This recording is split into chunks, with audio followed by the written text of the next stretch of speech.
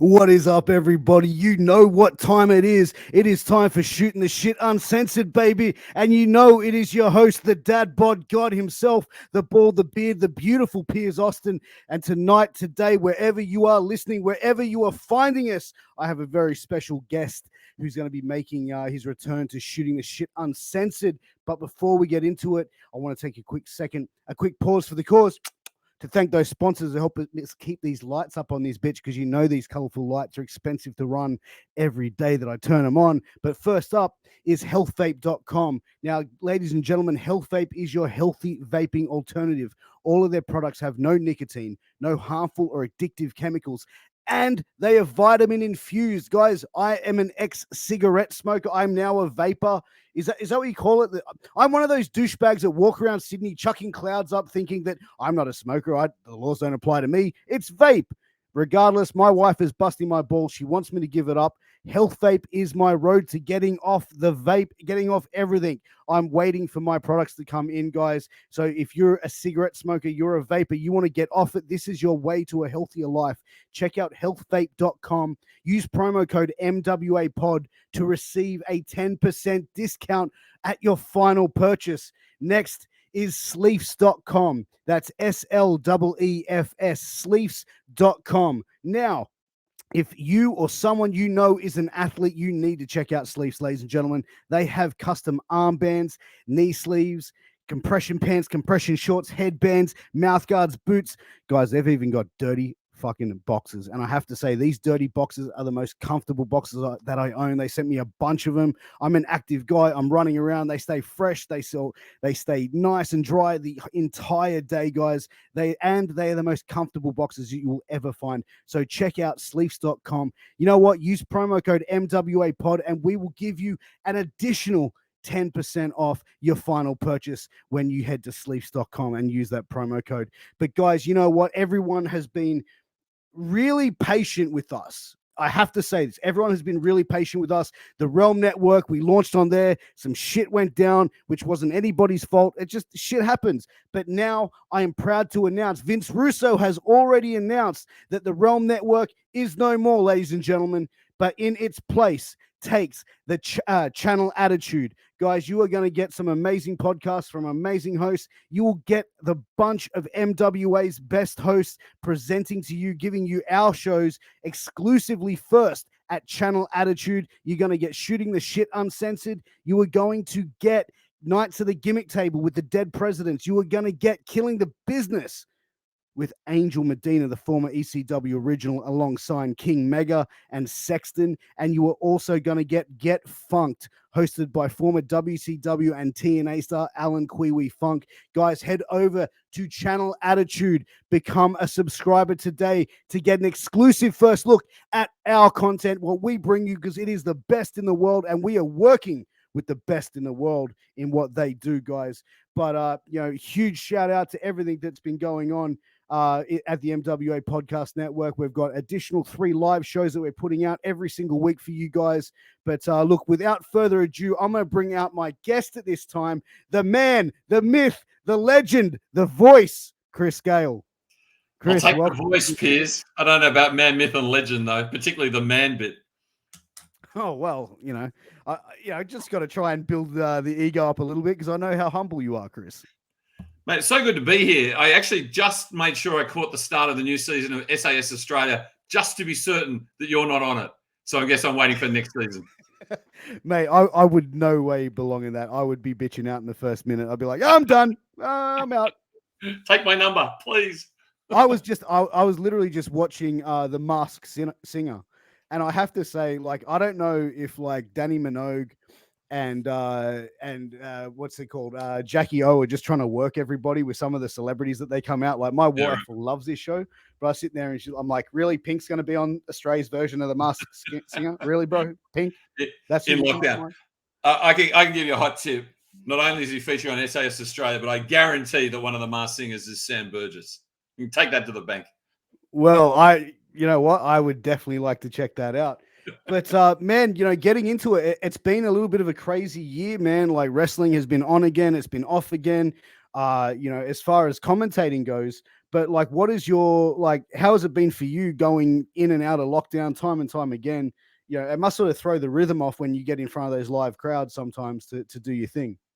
There's absolutely no doubt about that, is that if you're taken away from a discipline, whatever it is, but commentating is what we're talking about here, I know I'm going to be terrible the first time I get to a PWA show when we get back on, which, we are still hoping may well be in calendar year 2021. Don't write us off yet. The one thing, though, that I have hope is that the last time I did call the show, which was back on the 13th of June, the prize bulls on parade, the start of the the false start of the Sam Osborne era, I do know that my co-commentator, Rose, announced that he quit at the end of the commentary because of what went on that night. So I'm really looking forward to a new era and a new commentary team, because I'm going to hold him to that. He quit. I'm holding him to it. You know what? It's funny that you mentioned Rose, because, when I reached out, I wanted to do a combined show, and Rose, like, obviously couldn't make it, but, I sent him the link anyway, and here he is. That's right. You can't hold me back, Kris Gale. Wherever you go, I'm right behind you. You don't think I know what you're up to. Listen, I was never buying that you weren't part of I'm back, baby. I never went anywhere. Just like Daniel Ricciardo, I never left. Piers said Rose is busy. And I'm going, at 9 o'clock on a Monday during a lockdown? Busy doing what? I'm not busy. I'm not busy at all. I just wanted to surprise you. I wanted to lull you in a false sense of security that you were going to get an interview without me annoying you the whole time. But guess what? I'm back, baby. I'm back from the dead. It's great to see you. And are you holding to your commitment? Have you quit PWA commentary? Listen, look, okay, we're going to get straight into it right now. I've had a bit of time to think about this, look, and I've decided that what PWA needs is someone to stand up against the injustices that are happening in the world. And Kris, you are perpetuating injustices, and I want you to know that I'm going to be there every single show to call you out on your injustices. So I ain't going nowhere, son. I'm doing the right thing. I'm going to stay with PWA, and we're going to get back on track. I just describe what I see. Genius, huge talent, back on track. Anyway, sorry, Piers. I've just... That's all right, Rose. Enough talking about me, Rose. Thanks for You know what? It was a good way to have a bit of a joke, and I thought, why not? Rose suggested it, and I knew that you'd be a good sport about it, Kris. But without a doubt, it is an absolute pleasure having both you gentlemen on here. And for those of you that are watching or listening who don't know, Kris Gale and Rose are the two main commentators for PWA Australia, which is one of Australia's, if not Australia's, biggest wrestling company to date, and also two of my very good friends in the wrestling business as well. So it's always a pleasure to have them both making their return at the same time to shoot the shit. No, it's great being here, and I really enjoyed being with you guys, and I'll see you soon. So, catch you later. Yes, another one for the Rose. But, before we brought Rose out, we talked about, PWA's last show, Prize Bulls on Parade. If you guys had known that was going to be, like, did you guys have a feeling going into that was going to be the last show going into a lockdown? Because it happened very quickly, the lockdown, I figured this time. Like, it was like numbers started spiking. They just went, no, we're good. We're cancelling everything. Yeah, I certainly had no sense that we weren't going to progress to. What I was really looking forward to in early July was Don Marnell's beer bash at the Beer Shed Brewery. That was going to be something, mainly because we weren't working that show. We were just going to watch from the bar. And then we were moving on later that month to Call to Arms 14, and then, a little bit down the road, Coliseum. It felt like a full, rich agenda, and I was pretty much blindsided. I don't know how you felt, Rose, but I was pretty shocked. Oh, yeah, for sure. It was blindsiding in all aspects of the things I do. So, yeah, I think we were a bit stunned because the momentum that we had. I think something that was interesting from the first break with PWA is that everyone had such a fire in them to come back the first time, and those first two shows we did were just crackers, like just absolute cracker shows, and we just felt like, oh, we were back and we're rolling again so quickly. Wow, that kind of worked. And then, so the second stoppage, we're going to have to find that energy again. And I'm sure we can do it again. I was at the first show that you guys had back at the academy, the wrist locks and pole driver show, and you could feel the energy in that crowd, and even the shows going up to it. Even though there were smaller crowds, you can tell that the crew, the performers were so passionate, so driven to put on an amazing show. And I've seen that throughout the PWA experience. I can only imagine that, this lockdown coming out, everyone is going to be more motivated than before. Because I think as well, like, I think now it's like these people are going to go out and wrestle like it's the last time they're going to wrestle in front of someone, which is essentially the world that we live in, that it could be the last time we get to go out to dinner or to meet with friends for like a period of 3 or 4 months. So I believe we're going to see a certain level of enthusiasm and passion from the crew and performers. And I'm sure that will be the case, but I think this has been different. So I think that the first lockdown, it was uncertain, it was novel, and because it was based around in New South Wales around infection rates, and that was the main indicator, there was an expectation that things were getting better fairly quickly, and they did. And so whilst it was a measured march out of lockdown, the news kept getting better and better. People could get into the training academy. We could do empty arena shows, bring in a small crowd, get back to our main venues, originally Factory Theatre and then Max Watch, which was a night to remember. The tough one about this one was it was a little bit of a blindside, and it was very, very full on. And the old indicator of infection rates started to become not good news. And the news is getting worse and worse. And we weren't getting out of it. Now we've got a number, which is the vaccination rates, the double vaccination rates. And I think the reboot will be quicker.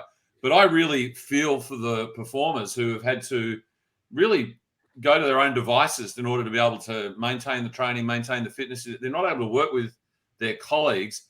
And this has been a more protracted period. So, it's going to be not a walk in the park, I think, guys. What do you think, Rose? Yeah, I agree. I like that Kris touched on that, because I've been thinking about this a lot recently about the athletes at PWA and in professional wrestling and just around the world, about how they've had to kind of MacGyver their way through lockdown into staying at a certain level of fitness. I mean, I've just completely let myself go. I'm the fattest I've ever been. Like, my beard is a mess. I've just completely let myself go. The fact they have any drive at all to keep going is just so impressive to me. And I was talking to Belle Piers the other day. She was setting up a gym in her house, and it's just like so impressive, the drive they have to keep the momentum going. And I feel for them, because momentum is everything in wrestling, and they can't have that right now.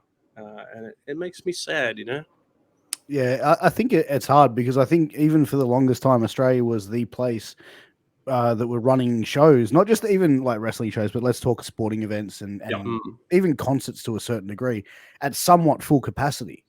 So, you know what I mean? Like, a lot of the outside world was sort of tuning into the Australian wrestling scene, seeing what you guys are doing, seeing what guys in MCW, Deathmatch Down Under are doing in, over in Adelaide and all these other states. It really gave the chance for Australian wrestling, I believe, to showcase during that period from like the beginning of this year and even the back end of last year. I agree. And it was an advantage that we had, and the world could look at us and say, hey, wow, there are shows with crowds and things like that. And then we're completely on the flip side now. And so that advantage has been well and truly competed away. And I think that must add to the frustration, because the decisions that have been made in other jurisdictions have really allowed things to certainly on our screens appear pretty much now business as usual. And yet we're not even able to get into the academy to train. So I think that's another factor, an emotional factor that the wrestlers are going to have to process and deal with. And I think at this time as well that, we are looking at an end date. We are looking at, okay, we know in 4 weeks' time things are going to open up. Gyms are going to be opening up to people that are vaccinated. So I think that it's going to be a little bit of a longer process to get back into full swing of things. But I think that the long haul, it's going to be quicker than what most people think. Oh, yeah, definitely. The ratchet up will be quicker. No doubt. Yeah, there's multiple hurdles, because, I agree with you guys that the rebuilding of what we could do in Australia could be rather fast. But the international travel and being able to do shows with international acts, or our athletes being able to go to America or Japan and perform as well. I mean, I don't know how long that's going to be. So I guess there's different levels of it, but I'm excited for level one. It's better than nothing, I Yes. think. And, you know, and talking about Australian wrestling, like I know this is something I spoke with you about the other day, Chris, seeing 3 Australians showcased in a 90-minute episode of NXT is really a huge accomplishment for Australian wrestling, and really showing that the quality is there that they can rely on to be put in those spots. 2 of whom I love and adore, but who is that Duke character from Western Australia? Something I don't know too much about that dude, but he's certainly got a face that I've immediately started to dislike. So I think that's got to be a good thing. Yeah, absolutely. And, we've seen, Indy Hartwell, who's really come into her own as a performer, and really been able to show, comedic timing and character work with the stuff that she's been able to do. And then obviously seeing, I almost was going to call him Matty Wahlberg, but Grayson Waller, making, an impressive debut in 205 Live, and even, NXT debut, wasn't the best of wins, but it was definitely seeds planted for a storyline that I can see them trying to develop. But how do you guys feel about it? It's, what's weird? I've kind of gotten used to it. I don't know if that's the privilege, but like,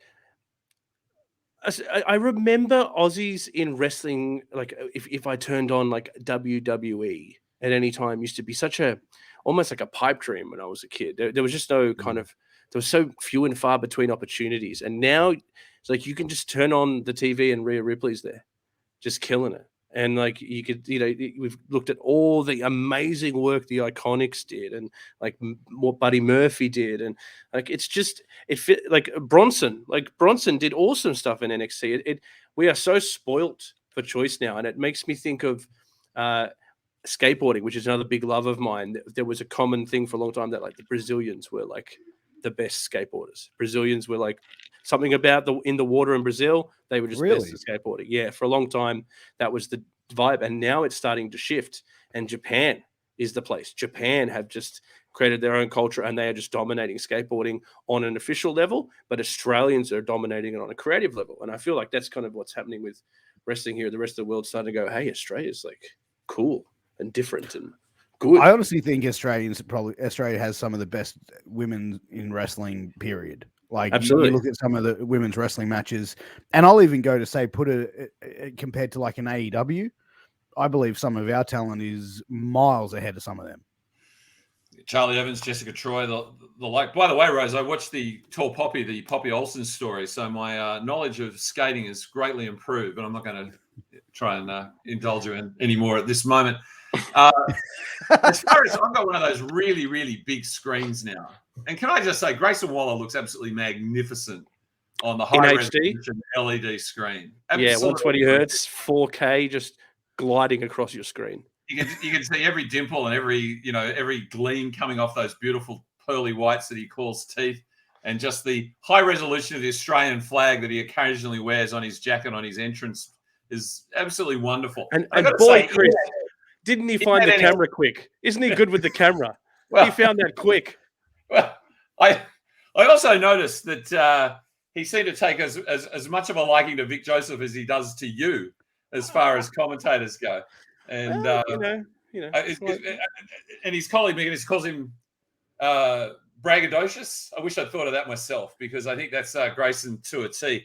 In that debut, by the way, with Drake Maverick, I mean, Maverick held him back clearly, and had Maverick just followed Waller's lead, he would have scored a win. And sometimes these so-called veterans just can't be told, can they?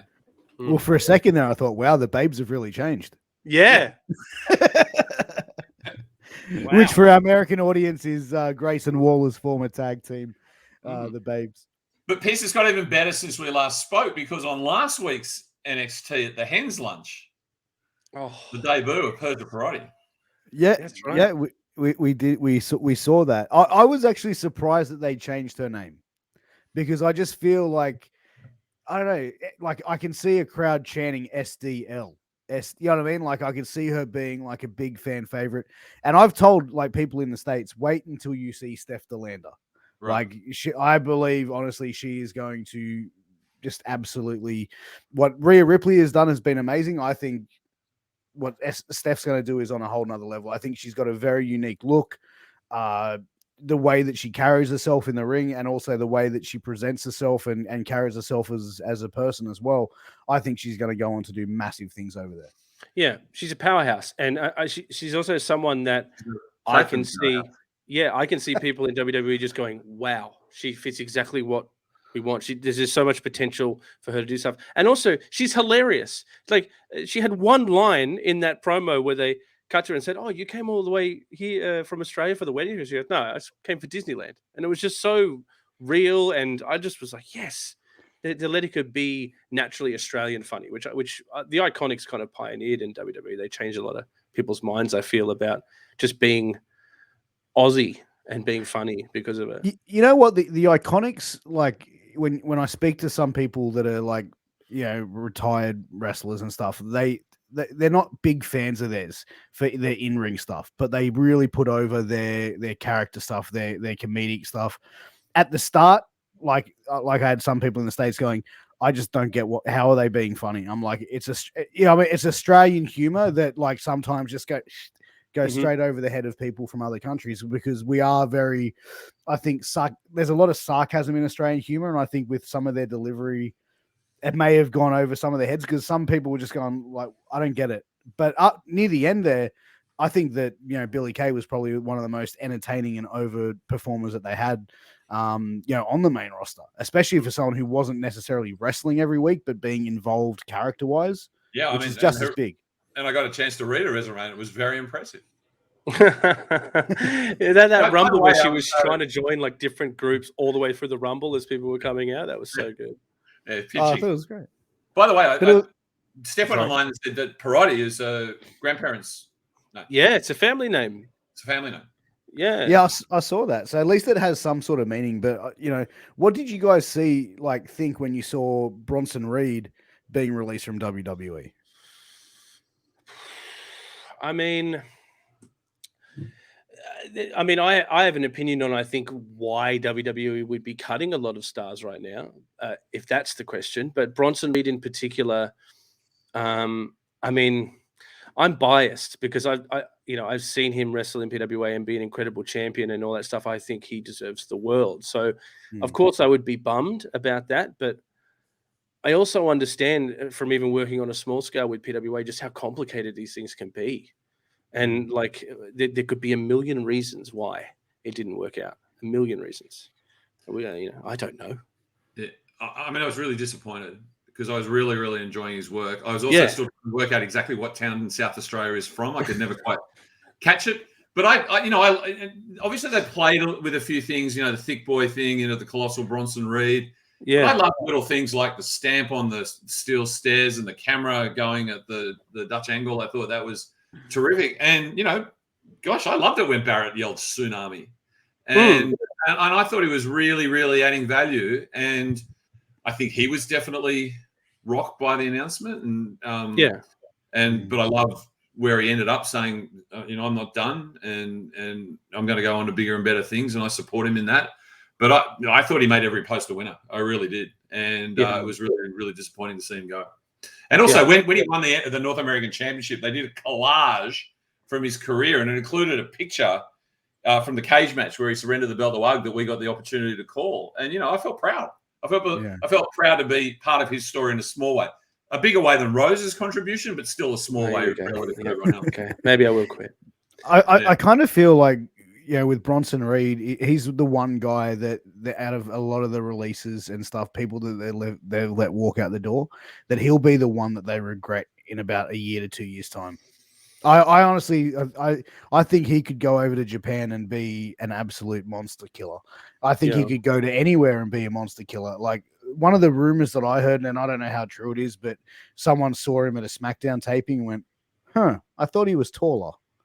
Well, we've got Keith Lee. We've got Odyssey Jones. We don't, what are we doing with him? Are we just wasting each other's time here? And that was a rumor that I heard. I don't know if there's any truth to that. I hope not, especially in this day and age when you see heights of wrestlers, which is just irrelevant at this stage. Yeah, but that also presupposes that there's only room for a certain type of wrestler with those physical characteristics. And it's got to be more around your actual ability to wrestle and perform and build character. I don't think there should be a quota system around types. And both those wrestlers that you mentioned, I mean, Odyssey Jones has only come across my radar recently in the breakout tournament, but both him and Keith Lee, I enjoy them. But that didn't mean, I'm not going to pay attention to those guys because I'm already following Bronson. I don't really quite understand that. You hope that it's a different set of values, but it's what Rose says. I mean, gosh, you think of all the releases that we've heard over the last 6 months, it's almost hard to discern a pattern. It's just part of the business. And I'm sure anyone who goes into professional wrestling understands that, there are limits. I happen to be, I don't know why, I am in lockdown. I happen to be watching reruns of The American Bachelor right now. You poor thing. Yeah, and we've got down to the last 3, and Madison said to Peter, when they come to the fantasy suite, she goes, well, if you've been intimate with the other 2 girls, I'm out, right? And he goes, well, actually, so she's out apparently, as far as I can see. But how do you get that far in the format with not being aware that that's the format? And I think that professional wrestlers must go in understanding that eventually the contracts will come to an end. Yeah. It's just a matter of when and how. It's the brutal reality of life. Yeah, it's crazy to think about because, you talk about Bronson with the potential. I think the same thing about Murphy. I think Murphy could go to Japan as well and just kill it and be someone that they regret as well. You could say that about a lot of people, but I think why this hurts the most is because for us, there's Australians losing opportunities, and it's a reflection of how far we've come. That in this small amount of time, we've gone from it'd be great to see some Aussies involved to I can't believe they're not getting the Aussies involved. Like it's shifted so quickly, and man, I can't wait to get back to it. But you know what, we've seen guys like Murphy go in there and have prominent spots. We've seen Rhea Ripley go in and have prominent spots. Now you're seeing Indy Hartwell, obviously in the same group with Johnny Gargano, Candice LeRae, and even working with Dexter Lumis. That's still a prominent spot in NXT.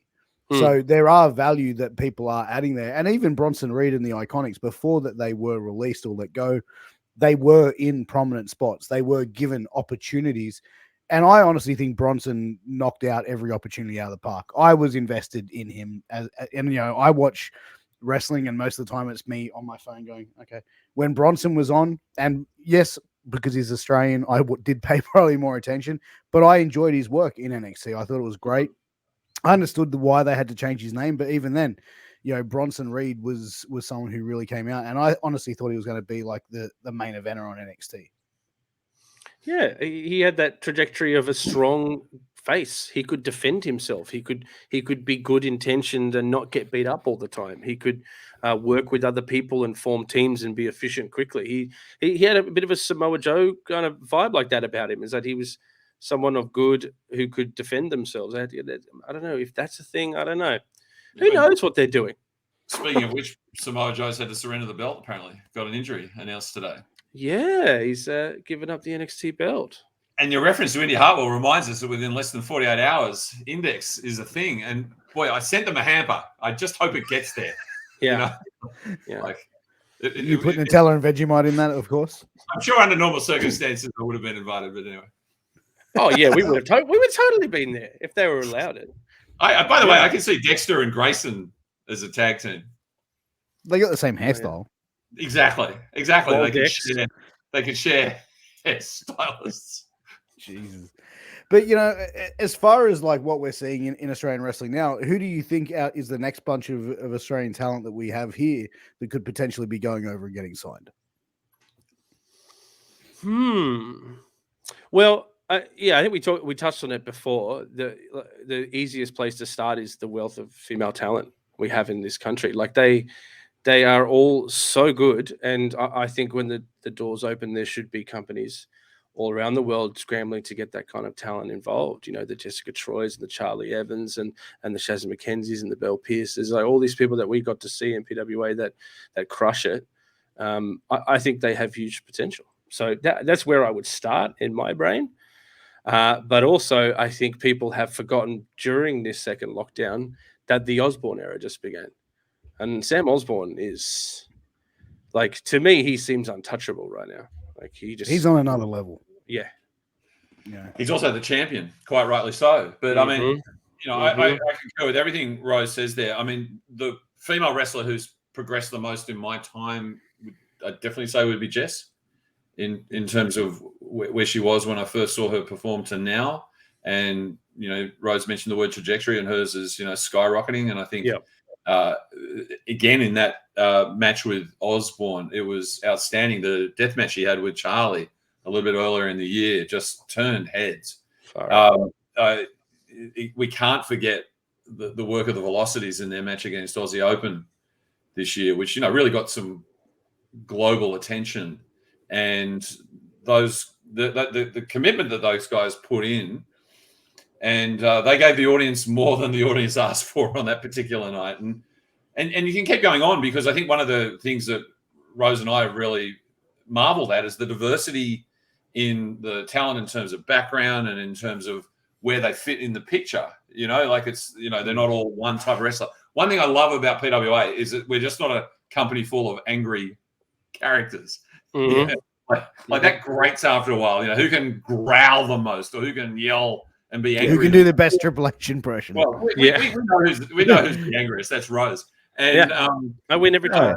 The sort of seeing the story that was emerging between Conco and the Fudge prior to the lockdown, that was turning out to be pretty special and really entertaining. And of course, our heavyweight champ, Ricky South. I mean, what a moment when he took down Ugg.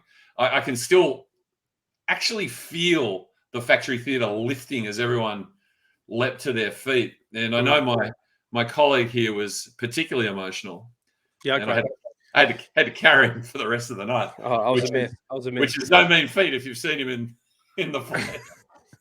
It's usually a 3-man job. Can I just add one more name to that list? And it's because I want to add it because of where we are in the world right now. Because I know he's my boy, but at the beginning of all of COVID hitting the world and shutting everything down, Mick Moretti was set to go overseas and wrestle and do some great stuff. And there are people in Australia right now who are in their prime and killing it, who can't go overseas and do what they should be doing at this point in their career. And that breaks my heart. It makes me really sad. And I feel like Moretti was one of those people that we sometimes forget about, the inaugural Coliseum winner who has just worked so hard and did such great stuff with Wahlberg before he left. And he didn't get that opportunity when it was there just before that WrestleMania in 2020 when it all went south and everything. And, my heart goes out to those wrestlers who got caught. I know Shazza had the same experiences where she was on a roll overseas and then everything got cut short. It sucks, man. Well, if you listen to Shazza tell the story of arriving in the United States and basically having to get out. Oh, it's so sad. That's really heartbreaking. And look, there's no greater fan of the quality of performance of Mick Moretti. He's one of Australia's greatest wrestlers, greatest performers all time. But are you on his payroll? No, I'm not. No. I mean, seriously, the amount of times you talk to... Need I remind you that he never fronted up before the former Matty Wahlberg departed our shores? And, can I just say opportunity duck there from Mick Moretti. Water on the bridge, mate. You just got to move on from all that stuff. Shave it off. Just shave it all off. You understand that bias is a bad thing in a commentator. Like, as I said, I just call it straight down the line. I have no allegiances. He makes me so mad. That's so incorrect. But you know what? Like, I spoke to Mick about that, and one of the things I asked him was about Rose being on the payroll. Yeah, I did. That was a straight off that. And he goes, "Hold on a sec, one sec. Hey, Rose, can you set the payroll done?" Yes, that's good. Yeah. There are boots out there needing to be shined, my friend. Get going. No, I did ask him. I said, "Do you feel like you didn't get an opportunity for a payoff match with Wahlberg?" I said, there was the Rumble thing. And I think that was a good way to send everything off. I said, but still, I was like, what about a payoff match? How did you feel for that? And he goes, he said, yeah, I kind of felt the same way, but we did tell a good story in that ring. And like, I saw there a couple of times, and I was front row for that show, and it looked like he was literally fucked near the end of it. Like, he was exhausted. Like, and then speaking to him and hearing, Moretti, and hearing him tell me about that day, like, we were there at 6 a.m. and it's like, by the time that main event, that was like 9:30, and I'm just like, dude, that's folklore that day. What Moretti did that day, going all the way, doing all that stuff with Beauty and the Geek, and then doing the tag match, and then going all the way through the Rumble with Wahlberg. His soul had left his body when I saw him after that show. One of the to Melbourne the next day and and he went to Melbourne the next day and wrestled. Yeah, Crazy. I tell you what, having watched Young Rock, which I enjoyed far more than I expected, and I'm not a wrestling promoter, fact, but I'm prepared to underwrite Moretti versus Waller now in Hawaii. Like, meet halfway, get this done. Yeah, I think open the forbidden door. Wheels are in motion. Wheels are in motion. PWA versus NXT, maybe. Why not? Crossover. Yeah, we could do like an old takeover. school Crossover. ECW thing where they just pan to the crowd and there's Kris Gale sitting with Jack J. Bonza and Jessica Troy and Kate McHugh. Moretti's just like standing on the back of the chairs, face painted, and everyone's like, "Who are these people?" By the way, Rose mentioned Beauty and the Geek. Can I say, people say, what's your favorite wrestling moment of the year? And they probably go, Aussie Open versus Velocities or UGG versus South. My favorite moment was being in the same arena as Jack J. Bonza and Sophie Monk talking wrestling. As part of the thing that got me about Sophie Monk was the 1, 2, your winner, and I'm like, oh, honey, come on now, you could have done some 1, 2, research. you're out. Our new favorite game show. I got a T-shirt that says that. Yeah. I was just like, come on now, surely you would have done, like, you could have edited that bit. No, couldn't have gone any more perfect. I love whoever edited that because they just put the best bits in. If you actually freeze frame it, I think, and I'm quite a good lip reader, you can actually see in some of the establishing shots, Jack J. Bonza talking Sophie through Coliseum, how he did in that particular tournament, when he how he developed the name, the Napalm Thunder Driver, and she was riveted until Sam Osborne walked in the ring, and suddenly she was distracted. Yeah. He leans over to Sophie, goes, "So the Premiership is like there's an A block and there's a B block. There are 8 wrestlers in each, and it's like a round robin." But you know what? Quite large. That opportunity with Beauty and the Geek that PWA did, again, I mentioned this with Moretti and also Bonza, I was really glad that they didn't turn wrestling into the comedic act, like the comedic part of the whole show. You know what I mean? Because I think the mainstream media, it's easy for them to turn around and go, it's pro wrestling. Like, you know what I mean? It's easy for them to try and pick at it. But I think that PWA did a really good representation of pro wrestling and made it seem how it should be respected, basically. I'll also give credit where it's due to Channel 9, who did it the right way. And I think the masterstroke was doing it on the same day as we had a show, encouraging fans to come early, which they did in their numbers. So you didn't feel like it was an audience that was, what they're creating atmosphere against their will. There were people who really, really enjoyed what they were seeing. And they were absolutely sympathetic and empathetic to the cause. And part of it were the contestants. There's a lot of, quite rightly, criticism of reality TV and, the exploitative processes producers might bring to the table. But this was a bunch of young people early in the taping of the show, but were clearly having the time of their lives. And I think that translated all the way through the show. So there was a lot of bonhomie in that room, and it translated really well to the screen. And it actually totally respected what wrestling was, because it gave, and I think it is a little bit in that sort of world where people might have seen Glow now and things like that, Heels, which is running on cable at the moment. I think it's actually improved people's understanding. Once you understand things, the respect goes up. And I thought Beauty and the Geek was a very positive experience. You know what? As soon as anyone sort of starts talking about wrestling being as a joke, I give them a copy of the DVD, The Wrestler, that I've got. Yeah, right. And I'll go watch that, and then come back and tell me that pro wrestling's a joke. Oh, but it's a movie. Yeah, well, if you know ex-wrestlers, the stories I've heard, this is pretty much like exactly what some of them live through and what some of them go through after they have that success. And you have to understand that these people give their lives to this performance, and basically a business that doesn't, and they'll even admit, doesn't owe them anything, but they owe their life to wrestling. And that commitment, that passion for it, and that even when you look at it, the product that they put on, that display of combat sports, you can call it performance art, it's professional wrestling. It's definitely something that needs to be respected by anyone. If people don't understand it, that's one thing, but definitely show the proper respect to the people that do it. We had a chat to some of the contestants after the taping, and one of the girls was all in. She really wanted to be, and unfortunately, they didn't really feature much of her footage. But one of the guys, he said to us, "What do you think I do?"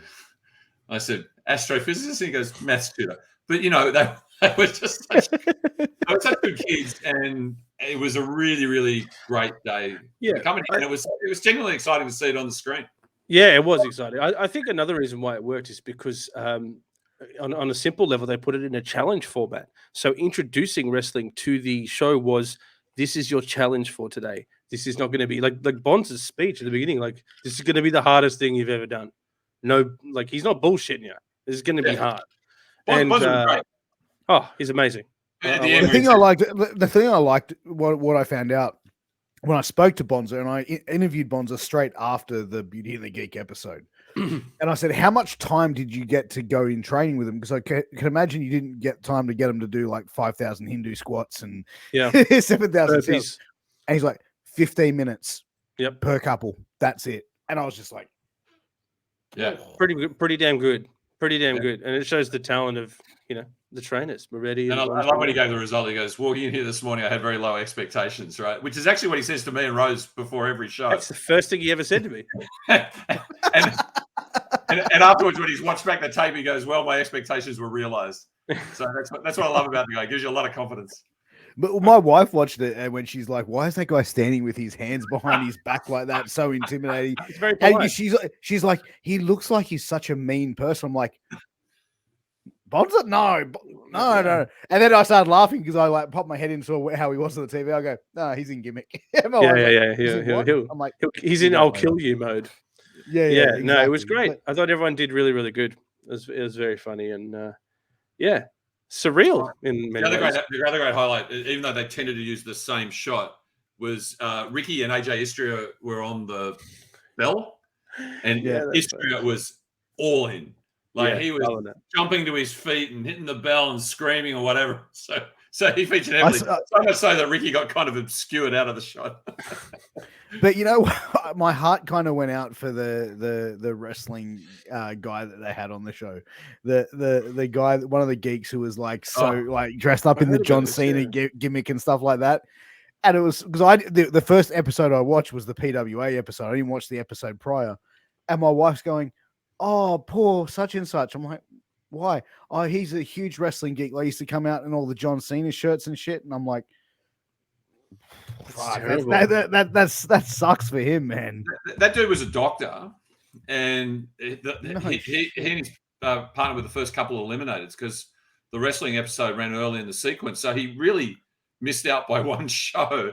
And he did when he came on the wharf originally. He's dressed in the full Cena gear, but bizarrely doing the Ric Flair woo at the same time. So he's like a Toyota hybrid or something, Launches into a spin of Rudy, and you're just like, I have no idea what this guy's going for. Just a multi-generational mask. He just can't get his. Let me tell you something, brother. Woo! Like seriously, that poor guy, he must be shattered. Like I don't think he would have cared how he went in the series. Would have just loved to have been in that episode. Yeah. Oh, but you know what? You take any wrestling fan, any pro wrestling enthusiast, and you go, "Hey, man, would you like to get in there and do a 15-minute match on Channel 9 TV?" It'd be like, "You fucking serious?" Like even now, like the three of us would be like right now, like you just... no.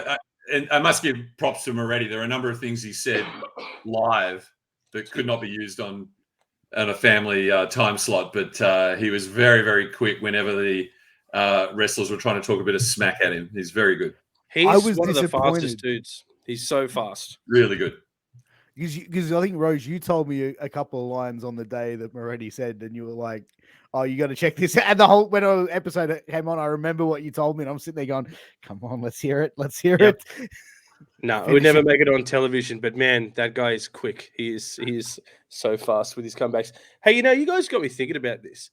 What about like a Big Brother, but it's all wrestlers, and they got to live together and train. And at the end of every week, they put on a show to a live audience that come to the house that they Big Brother in, and you do like a big wrestling match. But they would have to eliminate, so like the card would come down to 2 people. So your eliminations wouldn't be by the match; they'd be voted afterwards. You'd have matches, and then the crowd, the public, would vote for who their favorite wrestlers are.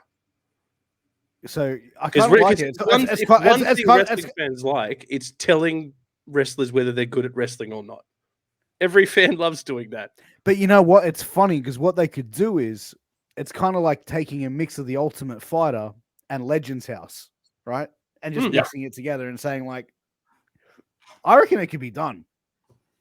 But where There would you they, go. would they do it here in Australia? Well, like, I'll do it in my backyard. We'll just set it up. I'll just Airbnb my house and we'll Instead of set Big up the Brother, ring. Big Roses.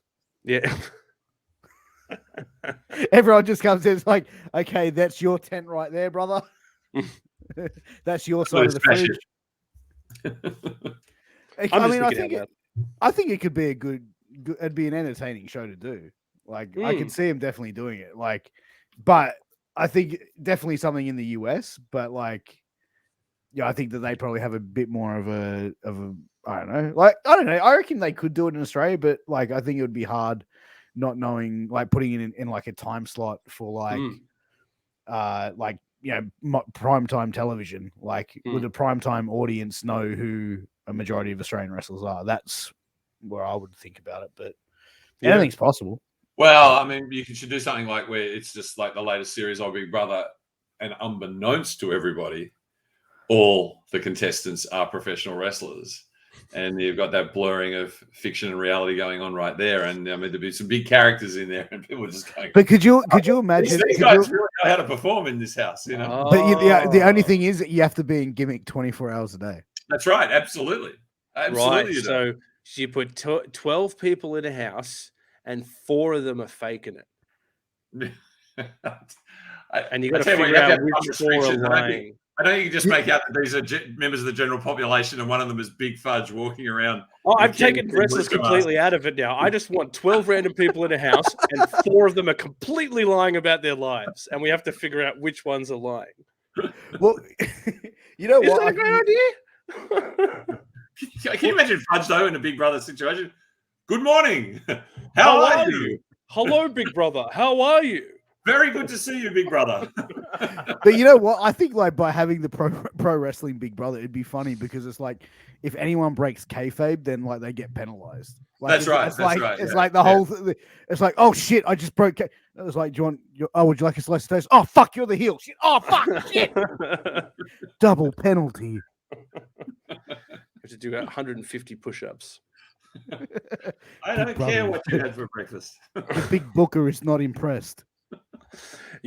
Fudge, your bed has been removed from the bedroom. Wow, boy. Wow. Thanks, Big Brother. Thank you. Wow, boy. But, guys, has there been any word about, we do know that the restrictions are easing up in a few weeks. Has there been any talk of a potential card by the end of the year that we're going to be able to see? I think it's all to you, Chris. Yeah, okay. I've been playing PlayStation for a month. I don't know anything. So I think that nothing that can be announced. And in fact, basically, it's been a litany of cancellations. But the idea is that we're certainly locking down our major venue for Black Label for 2022. So I think you can sort of essentially take that as a given. There is some possibility of some PWA activity in Queensland, though it's, again, not 100% confirmed. But certainly the drive, we were talking about drive before, the drive is to get this show very much on the road as soon as possible and start offering lots more opportunities for people to perform than perhaps what they used to prior to lockdown. But there's just nothing that can be announced yet because you're sort of in good faith. You can't announce something, start selling tickets, take revenue, and then people are used to, okay, hang on my ticket, et cetera, et cetera. But you want to be able to know what the ticket is that you're selling in terms of what will the room capacity look like. Will there be something where every second seat has to be empty or something like that? So it's just wiser until we've got more certainty around what the next few months looks like not to announce. But the intention is, and the hope is, I think that there will be some PWA performance prior to the end of this year. Man, I definitely hope to see that. Yeah, I mean, looking forward to it. It would be a great thing to do because I know all the athletes would want to get back to work, and the momentum is so important to us. But I think as well on a personal level, I just miss being around everyone. as well. I mean, it's Yeah. a great community, and when you work for something like PWA, the momentum drives every little part of it, and everyone works for it, from the people who wipe down the ropes to the commentators and everything in between. So, I think even though the second time there's been more, I think there's been more frustration that we got to go through this again. There wasn't as much fear, more frustration this time. I think getting back to work as soon as possible would be great for everyone. But yeah, like Kris said, it just all depends on where we all go together and where we land on, and if they allow us to do shows, then we'll do them. Because I think what's something important about PWA as well is that everyone who performs in PWA wants to give people the show they paid for, and I think we have a great reputation of always doing a show that you feel like you got your money's worth if you went to the show live. We just always want to deliver.